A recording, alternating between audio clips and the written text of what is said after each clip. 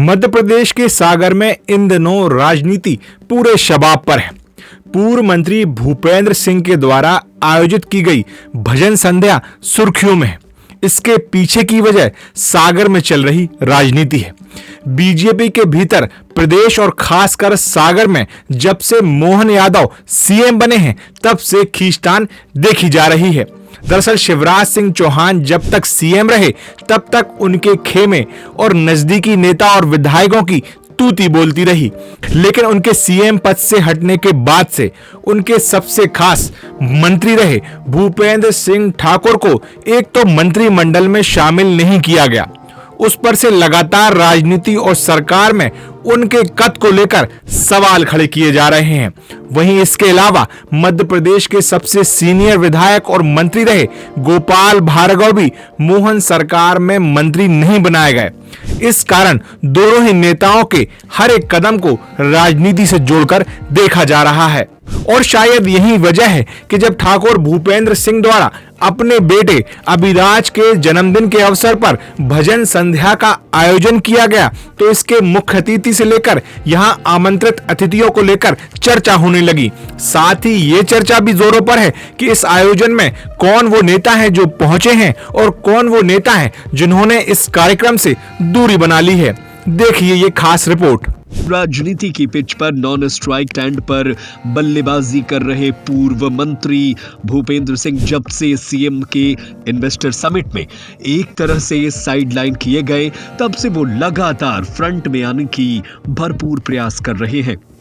साथ ही पिछले दिनों उनके बयान से भी उन्होंने ये दिखाने की कोशिश की है कि उनकी टेढ़ी नजर सागर और सुर्खी विधानसभा पर है। जब मेरे मन में जिस दिन ये होगा कि मुझे सागर से चुनाव लड़ना तो मैं कैसे लड़ूंगा, तो चोरी छुपे थोड़ी लड़ूंगा। उधर दूसरी तरफ एक बात और जो सामने आई है वो ये कि ठाकुर भूपेंद्र सिंह का खेमा पिछले कुछ दिनों से कमजोर पड़ता दिखाई दे रहा है। शायद यही वजह है कि उनका और पूर्व मंत्री गोपाल भार्गव का बार बार साथ दिखना इशारा कर रहा है कि दोनों अपने अपने अलग खेमे को मजबूत करने के लिए एक साथ आ रहे हैं। इससे उनके घटते राजनीतिक टीआरपी में बढ़ोतरी आ सकती है और बार बार उन्हें मंत्री नहीं बनाए जाने पर जो राजनीति के गलियारों में चर्चा सुनाई दे रही है उनमें भी कमी आ सके। हालांकि देखा जाए तो सालों तक सागर में गोपाल भार्गव और भूपेंद्र सिंह अपने अपने खेमे को मजबूत करने में लगे रहे।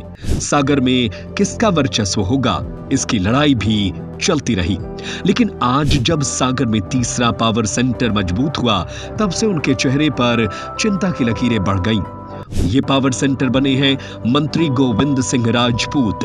उधर देखा जाए तो गोपाल भार्गव को इस सब से किसी तरह की दिक्कत नहीं दिखाई पड़ती, क्योंकि जब गोविंद सिंह कांग्रेस में थे तब से आज तक उनके संबंध गोविंद सिंह राजपूत से अच्छे ही रहे।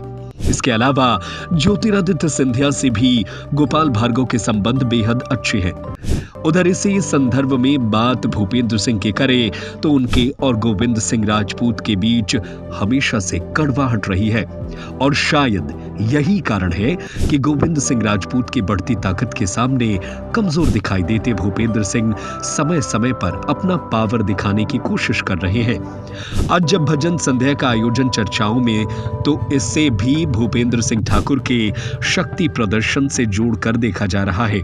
जहां सवाल उठ रहा था कि मंत्री गोविंद सिंह राजपूत सागर में होते हुए भी इस कार्यक्रम में नहीं पहुंचे, वहीं दूसरा सवाल ये भी गौर करने वाला है कि इस कार्यक्रम में कौन कौन पहुंचा और कौन कौन नहीं पहुंचा।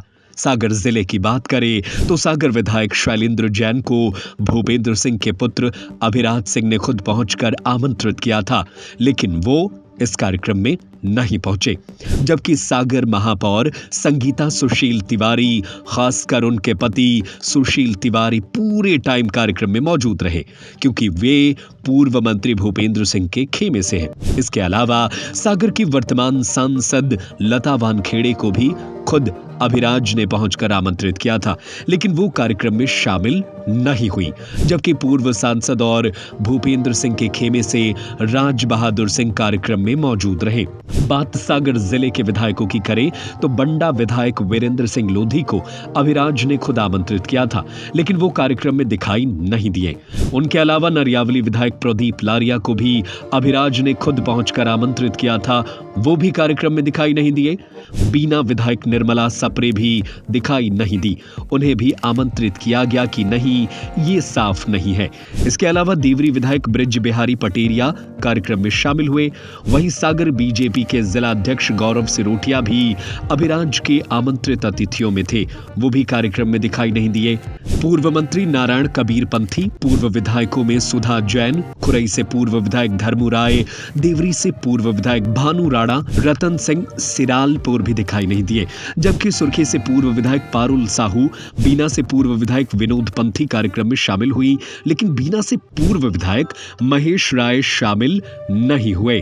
कुल मिलाकर इस कार्यक्रम में बहुत सारे आमंत्रित अतिथि ऐसे रहे जो नहीं पहुंचे, जबकि उन्हें खुद अभिराज ने व्यक्तिगत रूप से बहुत से लोगों को आमंत्रित किया था। और शायद यही वजह रही कि भूपेंद्र सिंह से जब पूछा गया कि क्या वो इस कार्यक्रम के बहाने राजनीति कर रहे हैं, तो उन्होंने कहा कि चाहते तो देश या प्रदेश के किसी बड़े नेता को बुला सकते थे और कोई मना नहीं करता। देखिए, मुझे अगर इस कार्यक्रम में राजनीति करना हो तो मैं देश के किसी बड़े नेता को बुलाता, प्रदेश के भी किसी बड़े नेता को बुला सकता था, किसी मंत्री को बुला सकता था, सब कुछ कर सकता था।